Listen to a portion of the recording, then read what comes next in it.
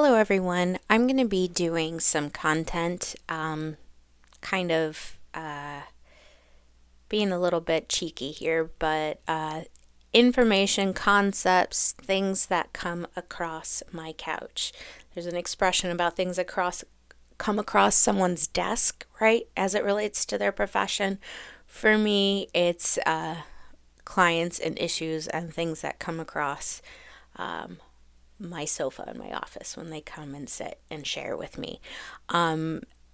Right now, I know a lot of people are having a hard time in the current political, social climates and big changes happening and seeing very real impacts from that. I am one amongst many impacted as well in several ways. But one of the things that keeps coming up in my work, also my personal life, but in my work too, is what actions, what activism, what resistance do we take against things that we feel strongly about in regard to policies or changes or things that are happening. So a big common one right now, people talking about what happened with DEI. And I'm going to first start by saying DEI spelled out long ways, because I think it's important not just to call it that we talk about it as diversity, equity, and inclusion. Right? Think on that for a minute. Are you somebody, because I think we make up, or the way it's talked about now is more about concepts rather than really what that is. Are you about diversity, equity, and inclusion? Are you against those things? Because that's really the root of what we're talking about here. And that people with different social locations and identities are disproportionately impacted,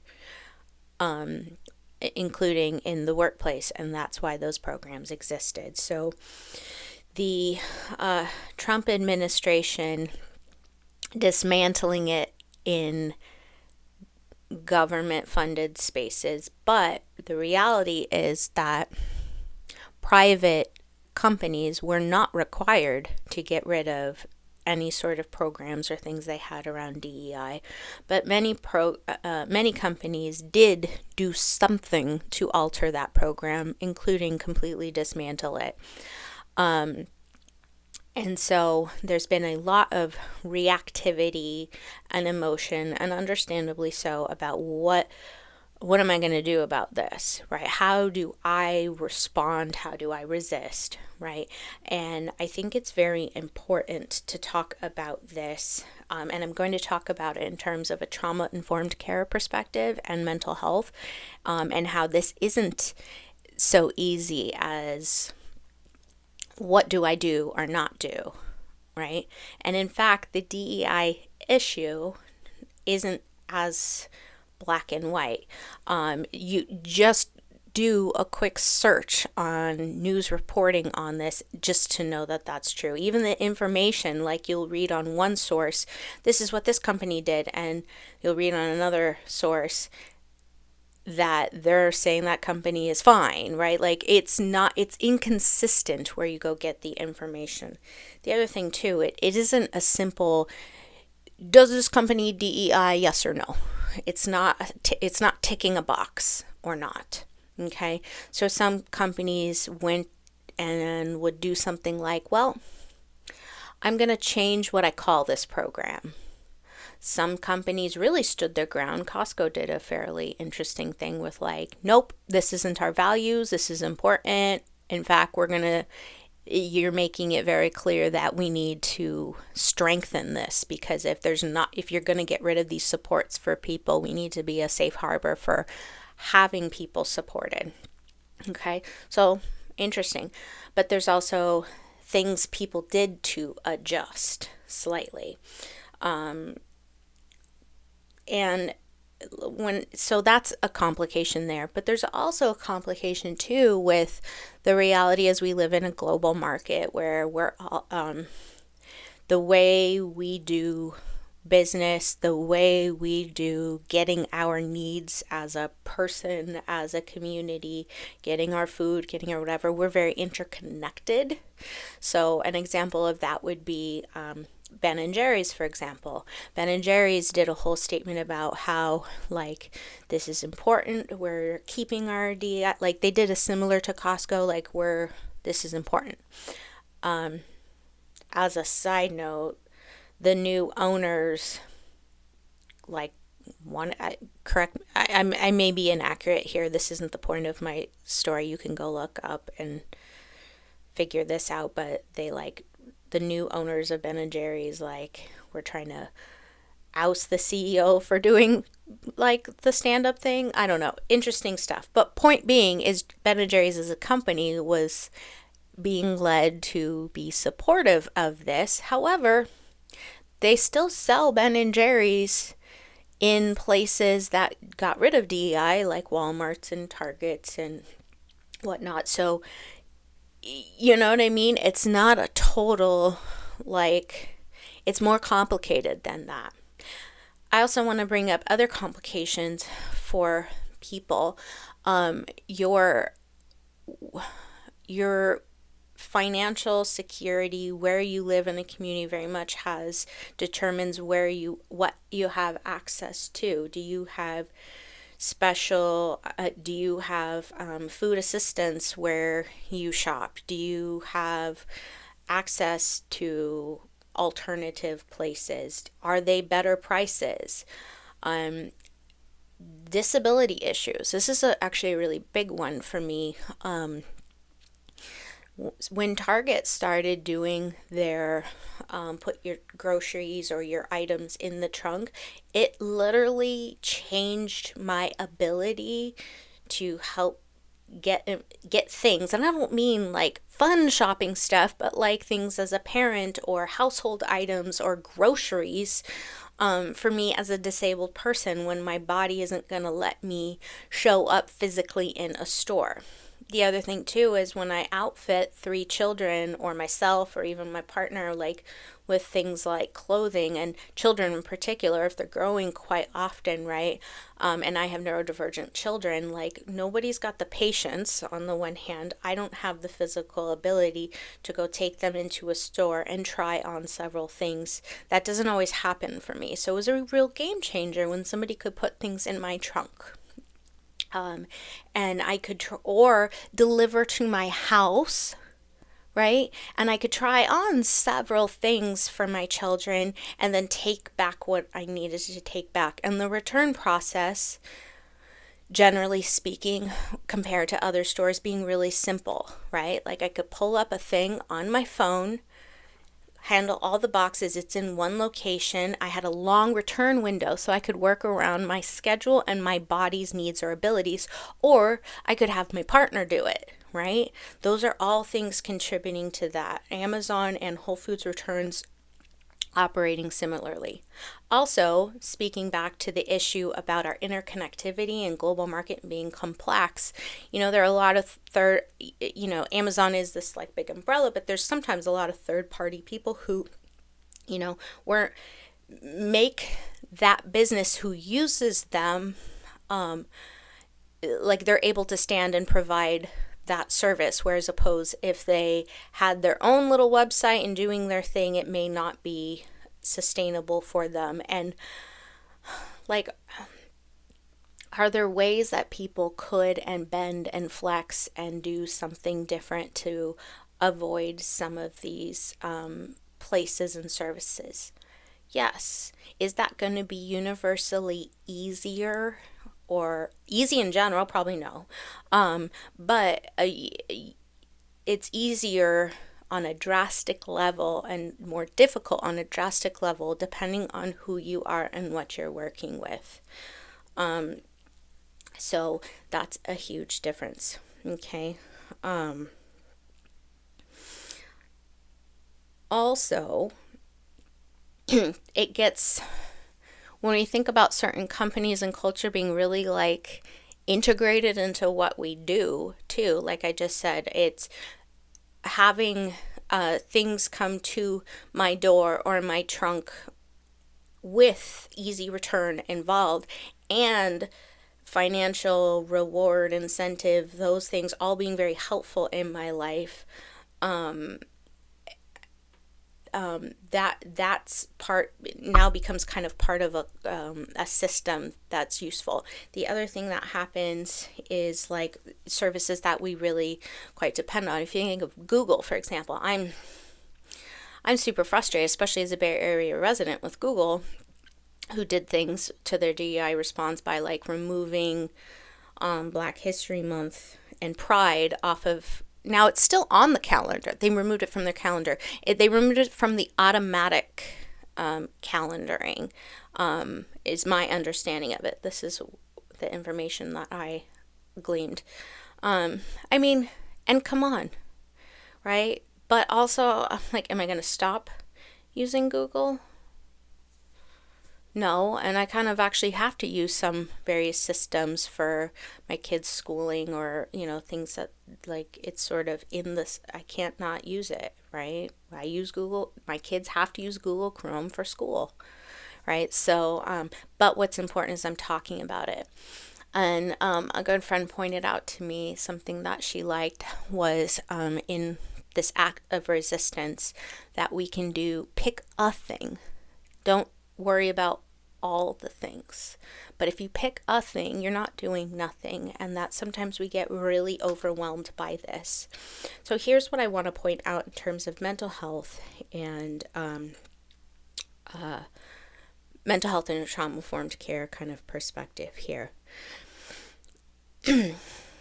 A multitude of mental health conditions, trauma-caused diagnoses and trauma-impacted diagnoses, things like PTSD, or which I prefer, OCD, anxiety, autism spectrum disorder, ADHD, those areas, these are just to name a few, okay, but those diagnoses, those conditions often come with components of perfectionism, meaning how do I get this right? How do I do it right? So if I'm supposed to avoid or not give my dollars to people not doing the DEI, and people have talked about this all over the internet, or it's come in my office, I've seen it a lot come up. What am I supposed to do, right? And so the qualities of perfectionism make it very difficult. Like, how do I perfect what I'm supposed to do in this, right? And this, by the way, is really hard for folks to live with. Some people will say to a perfectionist, just don't do that. Just don't care.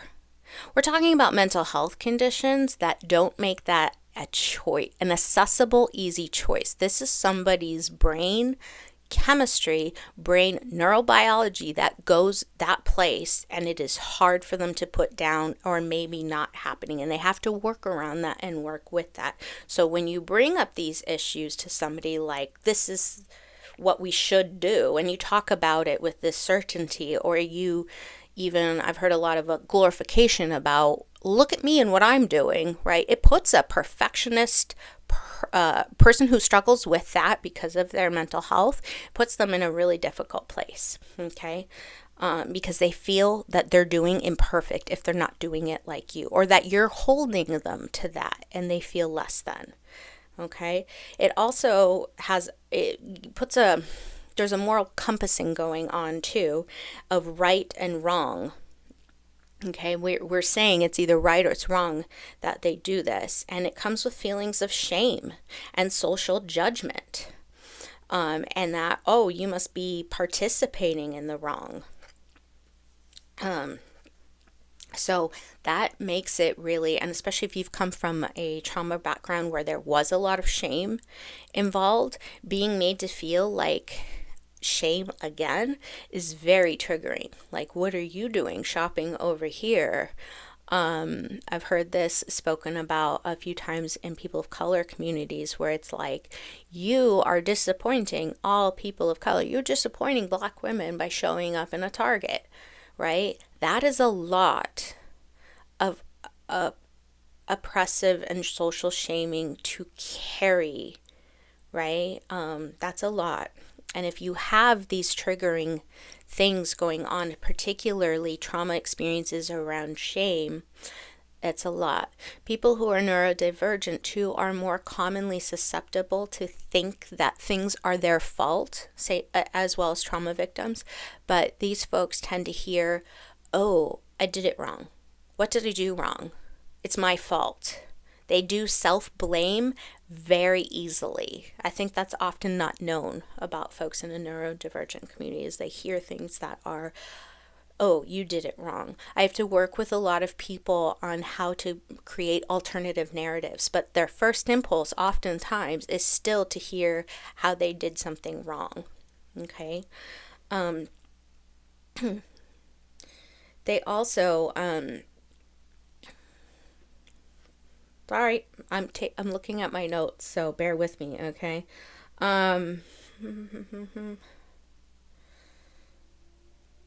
Okay, the another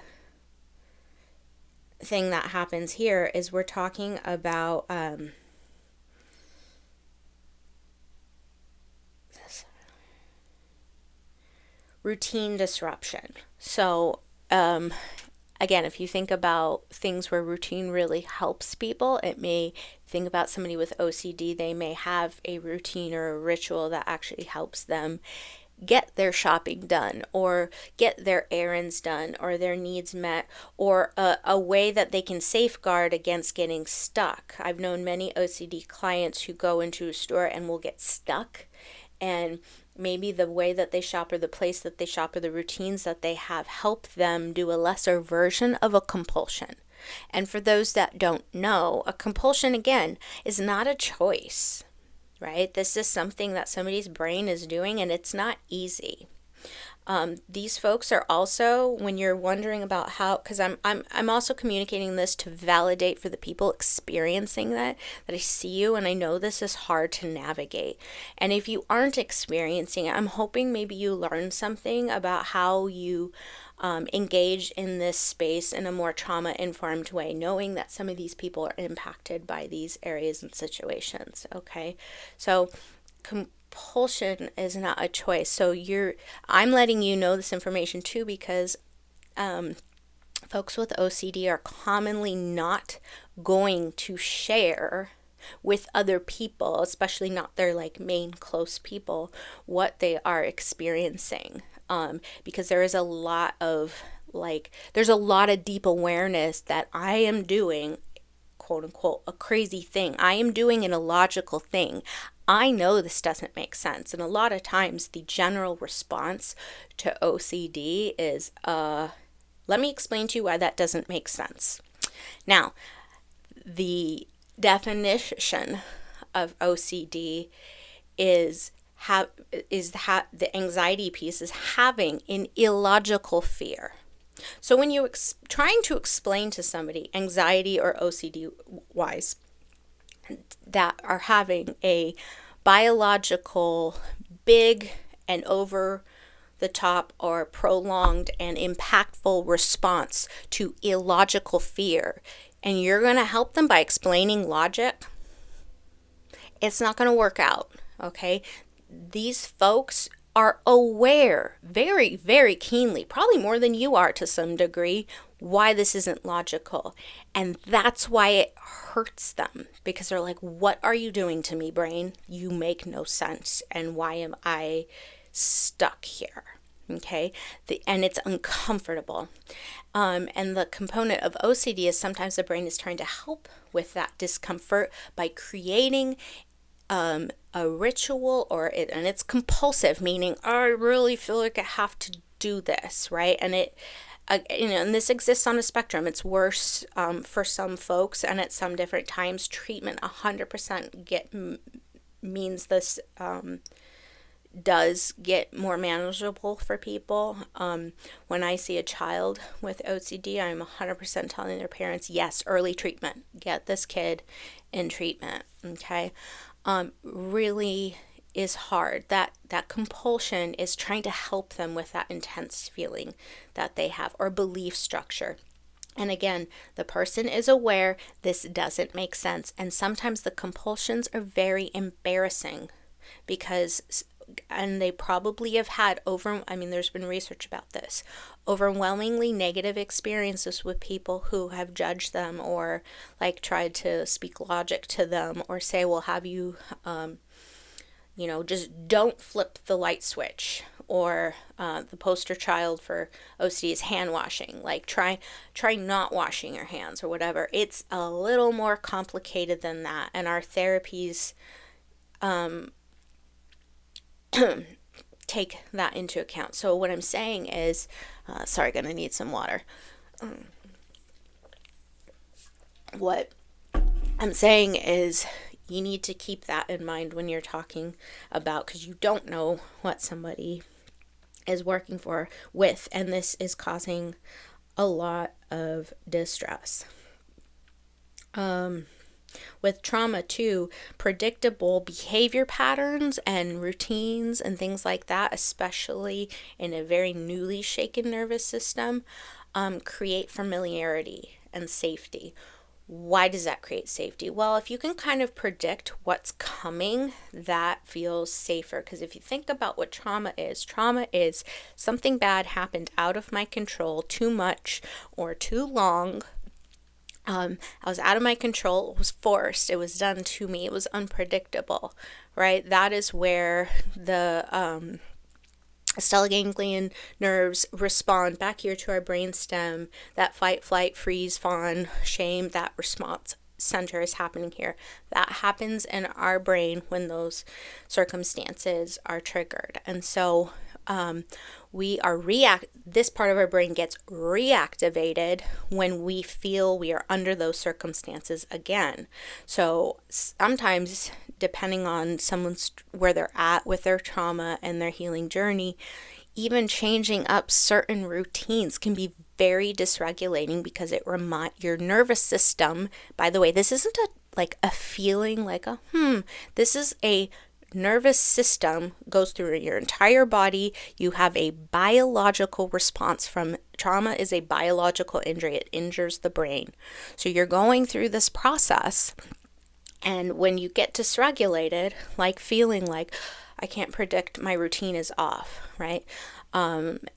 Like losing one's job, huge trauma injury, right? I've taken my routine, not to mention your financial security, all of those things, which we're all gonna feel when we lose a job, but you've taken away the safety of knowing what was coming. I wake up for this job. This is what I do to get ready. This is where I show up. This is what I do. This is what I perform. And now I don't know what's coming, right? So and it sounds like a small thing, but if it sounds like a small thing to you and you don't understand it, that doesn't mean it doesn't exist. That means you are lucky and privileged that you're not experiencing that depth and level of trauma. That person who is experiencing it is experiencing high distress at even the thought of, wait, I have to find a new store to find this and to buy my Q-tips and that could really be distressing for a lot of people. So I'm hoping we can create a little more empathy about that this isn't a simple issue, and that all of us can be doing something and doing our part, right? Also, I was talking to somebody who, their child who's on the autistic spectrum, had a routine, which is very important to them. And it was also kind of integrated into their therapy, that when I did these things, a reward and a safe little connection and routine bit at the end was a McDonald's treat. And now it's like, wait, don't take him to McDonald's. Do you know how earth shattering that's going to be for that child? And you're going to explain to this autistic child about these different issues that may or may not go down so well. And the mom, the parents are doing what they can to support the kid. And it's also really hard on the parents too. So if we need to support those parents who have to make that choice so they can feel some sense of peace while they're doing really hard parenting, I think I'm gonna say that McFlurry, I get it, So But I also know too, wait, this family also does care about things. What do I think is major that we can do? I think we're doing it right now. We're talking to each other. We're being human with each other. My point and my hope in this contact is to direct you to content that connects us on a human to human level and takes out oppressive systemic measures that we use, right? Ways that say from the top down, this is what you need and this is what you should do and control. Okay? And I think we're not fighting the good fight. We do need to act resistance, right? And a lot of therapists right now are really with what we're threatened to supposed to be threatening clients with, like we're not, a lot of us are not having it. So resistance is important, but the resistance happens with us arm in arm, however we need to be. If we are fighting amongst each other, if we are shaming each other for where we shop or what we do or how we're doing it, without understanding nuance and complexity, right? And at least hearing each other. We don't even always have to agree. You can say, well, that's not my value, but here is what I'm doing, right? Okay? Those are huge because when we are hurting each other and coming at each other, we are creating a new distraction that says, I'm not looking at what is happening on top. Where did all of this come from to start with? How did this get enacted? Who made a policy and who was apologetic in that process in implementing it? And what can I do to focus on that, right? Now, could you still do some individual actions with the stores and all of that? Yeah, go at it. But definitely don't go at each other and be super horrible, right? Have a little more compassion, right? So hopefully this finds you understanding that doing your best, doing something is okay. You do have power, but you aren't solely responsible for systemic outcomes. That is not all on you. And this is something that, again, those groups that I mentioned with mental health conditions are going to have a hard time hearing. So I'll say it again. You have power, but all of those outcomes, the weight of those systems, it's not all on you. A movement will not make or break off of you not taking care of yourself. Taking care of yourself, by the way, does not look the same as the way somebody else takes care of themselves. We do not have to do the same things. Ideally, we'll all understand that nuance and not supporting each other and other humans, and that other humans are perfect. We'll understand nuance. We'll understand that, like, I may need to support this person in doing that. Okay? Supporting a human, it doesn't mean I am supporting an oppressive system. That little boy needs to go to McDonald's to get that McFlurry. It doesn't mean I have ruined everything that I'm about and supporting and that all of my other activism is now null and void. Right? Again, these groups that I mentioned have a hard time too with concepts about all or nothing. And so when you tell them it is all or nothing, they're going to believe you and they're going to fixate on it and they're going to self-loathe and they're going to ruminate and they're going to be stuck. They're going to feel it. They're also likely to more isolate too. They're not going to come to you and tell you, how they're feeling about it and how it's impacting. That could be really tough, okay? You don't owe anybody an explanation for what you need to do or a defense. It's also okay to not tell people what you want to do. If it keeps you feeling a little bit safer not to engage, you don't have to engage. You do you on your own terms. Speak out. This is trauma-informed care. You do not have to speak all the time about what you need to share. So if you need to navigate a system and not share in a particular space, excuse me, then don't do it. Do where it feels safe, right? Add your voice when it feels safe. It is okay to prioritize your brain and your wellness.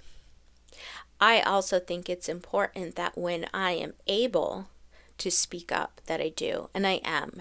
And so I want you to know that I see you, and I'm putting this out there because I see you. And I know sometimes you're having these internal battles, and so you're not speaking out. So I will speak up too. Okay.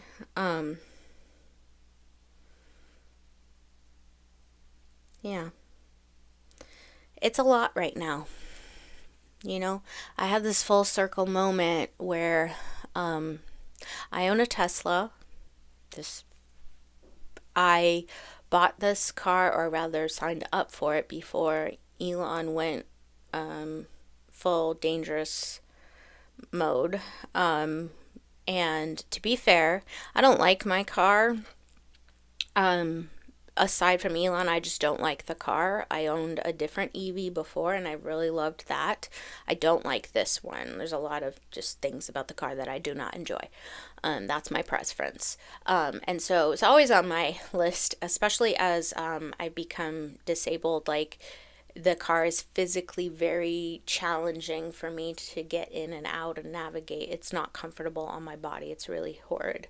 However, I also feel this extra weight and this ick about my car, right? But also, let's keep in mind that we're not always in a financial space to just go replace the car. Kudos to those who do and could and all of that. But here I am driving this Tesla around, and I also work, I am a member of and work within queer community spaces, and I feel really icky about my car.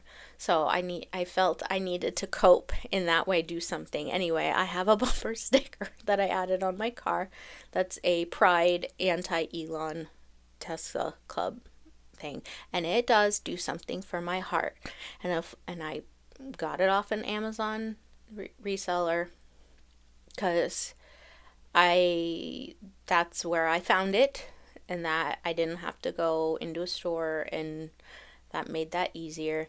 I also, my partner told me that when he went to Target to pick up an order that I had placed, a queer identified Target employee. That's the other thing too. I don't know how it is where you all are at, but I have noticed that some of these stores employ lots of people of cultural and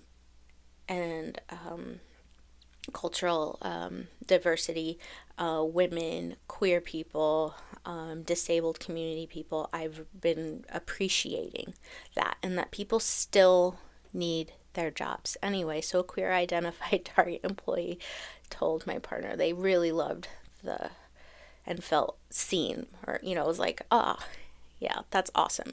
It's like this sort of knowing, you see me, I see you. So your resistance could look all kinds of crazy. And did I, by definition, break some of those rules? Yeah. But it did help me, and I'm going to take the win, and I owe you nothing in that explanation of where I bought it. So be kind to each other. If you can't be kind, or you really are having a lot of feelings, go somewhere else with those feelings. Go to somebody else you need to talk to. Go to a qualified mental health professional. Talk about that there. Don't take it out on somebody else who might be having a hard time. That's not the place. But I hope y'all can be kind to each other and know that you are not alone, and this is hard and this is crazy. But we're here for each other. I'm here for you. Be kind, be well. Bye.